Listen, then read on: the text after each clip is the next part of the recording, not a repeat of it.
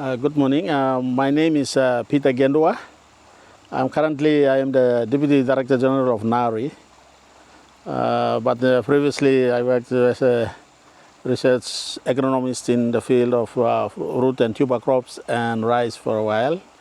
Then I went to the industry, the company, and then to international organizations.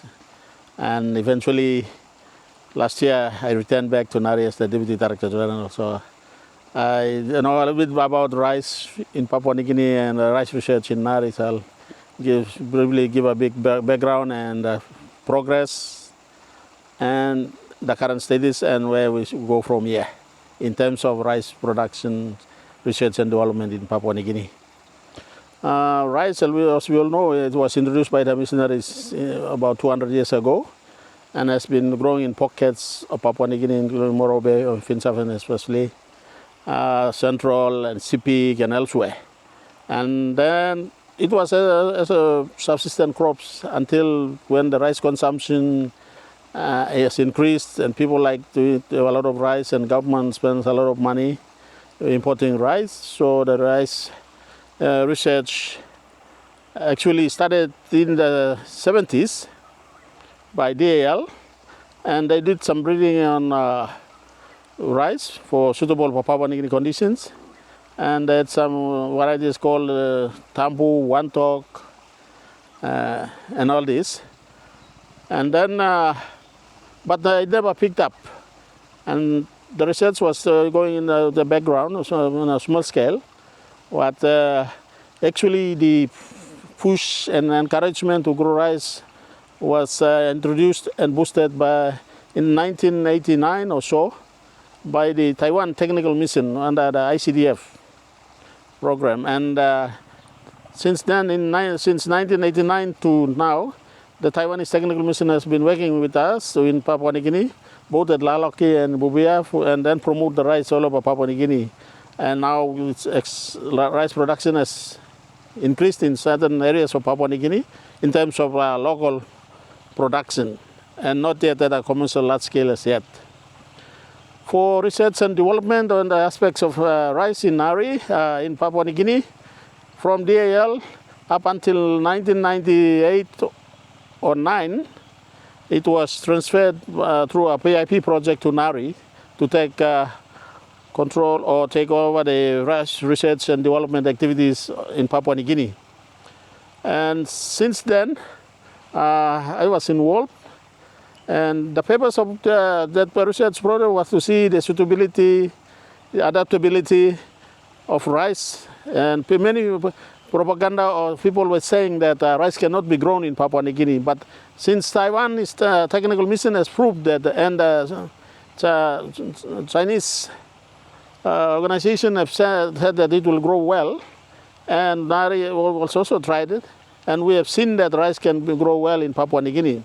And it's not a problem because same climate is very conducive, land is suitable, where a lot of water is provided by rain, and we can grow. So suitability and growing of rice in Papua New Guinea is not a problem. The problem now is how to grow them and at what scale. So for NARI, over the years we are looking at, we brought in varieties from Erie and elsewhere to evaluate for the suitability for rice growing in Papua New Guinea. And we have identified and we have tested and released 6 varieties, 4 for the lowlands, NR1, 2, NR1,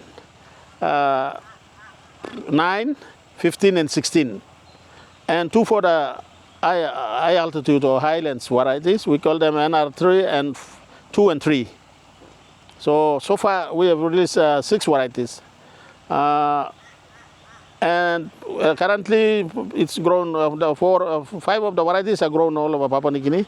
Whereas one, NR9, we decided to hold it back because of the genetic problem in the sense that they were bred in Papua New Guinea, but their grandparents and their parents were old, 60 years old. They originated from the Tampu and Wantok. And so their performance was low, so we decided to hold it back at the stations, but not actually promoting it across PNG. Now, when we see that the rice can be grown and produced in Papua New Guinea for consumption, we have promoted that into different areas to grow, and we partnered with different organizations, including Trukai and Lutheran Development Services, high schools, colleges. We've been doing that.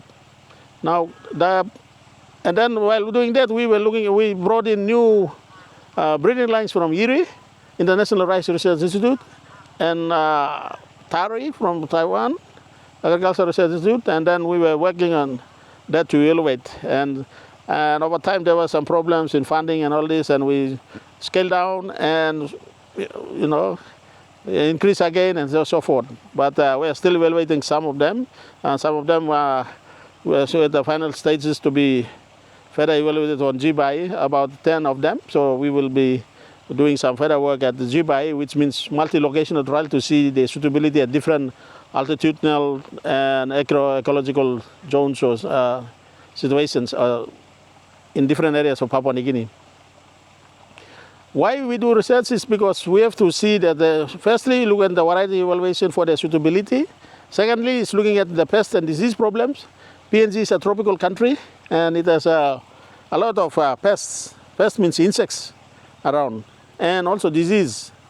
So we have to make sure that they are tolerant, they can withstand this pressure of this pest and disease, so that we make sure that there is low input into the production to reduce cost of production. So that, and the other thing is the taste. So those are the main criteria that we use to evaluate rice, breeding and development and research for in NARI for Papua New Guinea. When it comes to commercial production, it's been grown in certain areas and it's picking up, but we didn't have the agricultural census to confirm the area and the number of hectares and at which location in Papua New Guinea is farmers are growing rice. But currently the government is pushed for commercialization. Trukai has tried it. Now government wants to change its policy for commercialization, and we agree on that because we have to commercialize rice at a commercial scale. Because initially people thought that we will do, the farmers will grow in smallholder and bring them to a central facility, processing facility for processing and like coffee, what they are doing in coffee. But that will not be possible because rice is very technical and it's a very sensitive crop. So at the farmer level, the management is low. So there is no irrigation system. So when the dry season comes, the crop will fail. There is no control in the temperature. All these things affect the rice yield. So that on the small scale level, we cannot mobilize farmers at different pockets, maybe 100 or 200 or 1,000 farmers to bring into a central processing facility to claim as a commercial production. And rice is also labor intensive, and we need to commercialize, we need to go into mechanization. So what we are trying to do is looking at the options available at the different machinery level. Large scale, for very large scale production, they can use the big tractors and plows and seeders and all these, which can be done at the company level, which I will touch later. But at the SME level, we need to commercialize using power tillers and planters and harvesters, so simple things like that. So at the moment, the current NARI research is involving in the mechanization of, instead of using spades and bush knife alone, we want to introduce these small machines so that the interested farmers, information is available for interested farmers to adopt and increase their production, as well as the production and management of their farm. Now, when it comes to commercial rice production in Papua New Guinea, we actually have to facilitate. The government policy must address this properly and look at how we can commercialize. We need to bring in investors who already have the skills and financial power and backing to help us to grow rice. then we can partner in them. Government can invest, or local investment can be invested into the rice production for commercial production. And because it will be high input with irrigation systems, land preparation, harvesting, processing, and marketing. So the government is to facilitate by enabling it, which means that we have to look at tax holidays and reduce the import tax of all the agricultural machineries, all these things, so that we can enable the investor to go into commercial production, so that we can grow our own rice. For NARI, to linking the NARI's work into the commercialization aspect, as I've said earlier, one is the mechanization aspect. The other is the foundation seed, breeder seed production system. As a research institute and a government body, we have to regulate, we have to control the seed and evaluate and breeding and all these things we have to do, and provide the seeds for the breeder seed for the commercial production. Eventually, at the starting point, and then until such time that this investor is established well and come up with his own variety and all that, they can produce their own seeds. But to start off, we can produce. The NARI will provide the foundation and breeder seed. It's working on breeder seed, but can develop the foundation seed to supply, because these are varieties that is suitable for Papua New Guinea in terms of both eating quality and adaptability to the environment. So once we will continue to do that, working together with the investor or any interested government agency or company that is working on rice in Papua New Guinea, so that we can work together to address this problem, what their needs are and what needs to be done, so that we can do it properly and in a sustainable way, so that the rice industry or rice production system can sustain itself and pick up and run and become mature. Once it's matured and it's on its own, then we will continue to, as a government institution and a research institution, we continue to develop breeding and agronomical work on development of new varieties, addressing new pest and disease problems. So we will still continue with this partner, so with this rice entity that whoever it comes on board. But the first thing is the government agencies who are tasked with commercial rice production should bring in the investors, partner with them, with the landowners, and with any company, investors, individuals, to start up the commercial rice farming in Papua New Guinea. And then they can bring in the landowner as under nuclear arrangements, so that they can also supply the factory and all this. Rice can be grown and it's feasible, but all we need is to mobilize, organize ourselves with the government policies and guidelines to enable the new industry, infant industry, to take off. Otherwise, with the high tariff on import of agricultural machineries, fertilizers, and all this, we will give a lot of burden, and the investors will be reluctant to invest in rice production in Papua New Guinea. So we will continue to support, as I've said, work with these new entities and partners we are trying to produce, who will always in the country to produce rice on a large commercial scale. NARI will always provide the backstopping and support all the way. This is a rice field, seed multiplication plot for NR1, NARI rice 1. It's about 3 weeks old. You can see they've just weeded it, and the rain has come, so its water level is right. It's about 3 to 4 centimeters high, and it's growing well. They fertilize, and there may be a zinc or some deficiency problem here, so they must have fertilized. You see the yellowing there, that means there's a soil fertility zinc problem, or maybe some waterlogging somewhere. We don't know, but there's boys who have been working here, they know. And there's one of these problems is in the field is this one. In Morobe, this is golden apple snail, which is always present in the field, paddy fields. Is that the pink one? Yeah. This is the egg of the snail. The snail itself is here.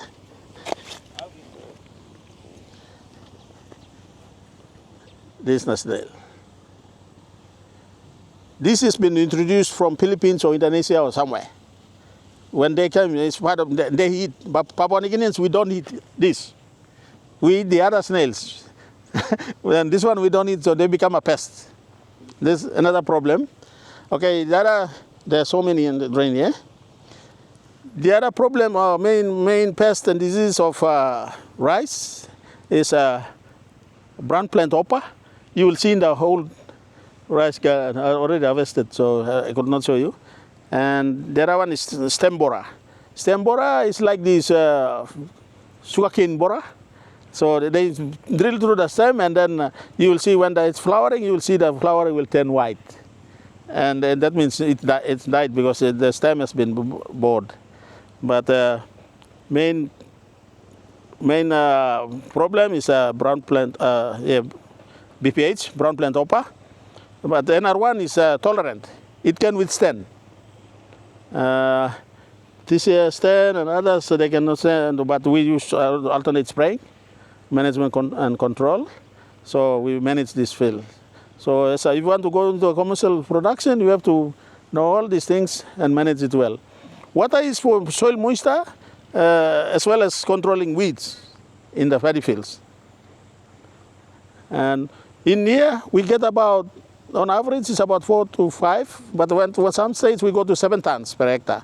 But it's under well-managed research condition. In the farmers under upland, under rain-fed, they get up to 2 to 3 tons per hectare. But it's under low management. But in the research institution, we get 5 to 6, and highest we go to 7 or 8 tons per hectare. But in commercial production in Australia or elsewhere, they can go up to 15 tons per hectare under well-managed soil and crop management practices. Okay, so what are the pros and cons of paddy and dryland? Oh yeah. On the dryland or upland is that you don't control water, and we don't know what the condition will be like. If you plant and at the flowering stage or at the early growth stage, and if there is 2 weeks or 3 weeks of dry season, you lost the crop. That's the most disadvantage. And there will be a lot of weed compositions, because it's like you planting a kumu garden or wherever, and there's weeds also. So you will have to weed at least 4 times to control the weeds, because the weed competition suppresses the rice growth and productivity. But under paddy conditions, there's water available, moisture, soil moisture is available, and at the same time the water is controlling suppressing the weed growth. So that's the advantage. And when we put fertilizer, it's absorbed quickly with the water, and then it went in. But for upland, if you fertilize, it will be there waiting for rain to come and then absorbed into the soil and the root system. So if Papua New Guinea was to go into commercial rice production, which one would be preferable? For commercial production, you have to go into paddy field, or if you're growing upland, it has to be high-tech irrigation, sprinklers irrigation system. Like what Ramusuga is doing, is these big sprinklers, and then it's at a coast with power and dam and all these things, and then you have to apply the water by spraying it with the sprinkler system. Or otherwise you can use the rain-fed or gravity-fed, or you can use a pump to pump water into a paddy field, like what we have here. Because water is very critical. Dr. Gendua, yes. One last question. There's been so much talk over the last 50 years about growing rice on a commercial basis, but this has never happened. And now as Papua New Guinea turns 50, what do you see the potential of commercial rice farming in Papua New Guinea? The commercial potential, the potential is very high and it's there. But it's the matter of policy and facilitation to support. For example, like If we want to bring in a mining company or oil or gas company, we give them tax holidays. We make it everything possible and enable them to come and invest, and then reap or harvest the fruit of the investment some 10 years holiday or so. For agriculture, we don't give them such. So people commercial companies are maybe reluctant to come and invest because the cost of production is very high. The labor cost is high, the fertilizer, the farm machinery, the parts, everything. So that doesn't do any good to them. So for my personal thinking is that if we want to go into encourage large commercial farming, we have to create enabling policies and regulations to enable them to invest, give them holidays so that they can grow and process and market, and then we can come up with things later when they are already standing on their legs. But right now, with the different without the proper policies and support to enable them to invest and grow the rice industry, it's very costly to establish a farm and carry out the rice production at a large commercial scale.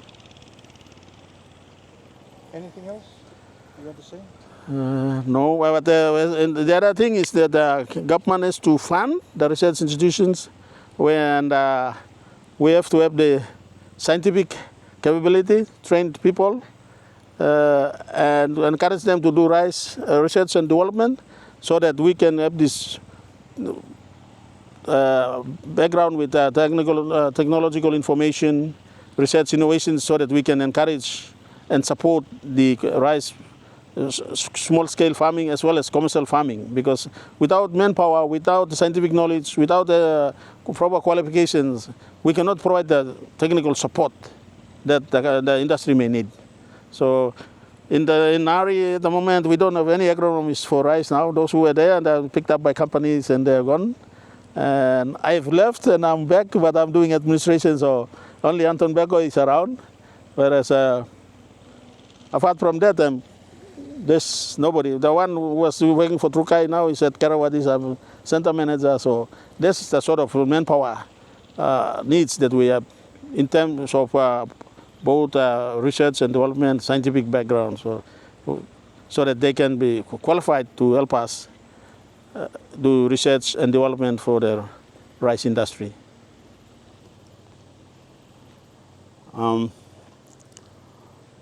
just carry on, add on to what Dr. Gendua mentioned, just to clarify what we are doing here at NARI. From the signboard you see, what we are doing is producing quality rice seeds, our foundation seeds. Actually, these varieties Dr. Gendua have been clarified on how we got those varieties through our research, GBI trials. Actually, they came from International Rice Research Institute, and that's where we come up with those varieties. And from the lowland varieties, I'm working mainly on the lowland varieties. That's NR1, NR9, NR15, NR16. So far, we are multiplying the NR1 because NR1 performance at the moment compared to most of the rice varieties in terms of insect pests and all this, especially the brown plant hopper, which is a big problem. NR1 can stand against brown plant hopper. So that's where we are multiplying and giving out the foundation seeds to farmers as certified seeds going out to farmers for them to plant, because this is one of the promising variety here in the country. And we also have other varieties around with us, which we are evaluating and monitoring, and so far our research agronomist left us, but from what he left, we got 10 varieties here, where maybe in the future if a new agronomist is taken on board, he will continue on that. And varieties are very important. Those varieties very important for this country to stand with NR1 and help us in our rice production in this country. So this is what NARI is doing, especially for the foundation seeds. This is what we are doing. So far our high yield that we got here was 7.5 tons fresh paddy weight. And I believe there are other varieties from research. If we take them on board, it will be higher than NR1, I believe. But it will be through research, evaluation and all this, and we'll see how we can get all these varieties. Yes, NR1 is a 3 months crop. From planting to harvesting, it's just 3 months. And what we are doing here is we are planting two cropping seasons in a year, because it's 3 months. So when we harvest, we plant the second crop. So in 1 year, we are harvesting 2 cropping. Our storage facility can hold at least 3 tons. So we cannot go for more, but we can whatever we can produce for storage. And also, really for seed production in this country, we need good facilities, storage facilities and all this to help in the future commercial production.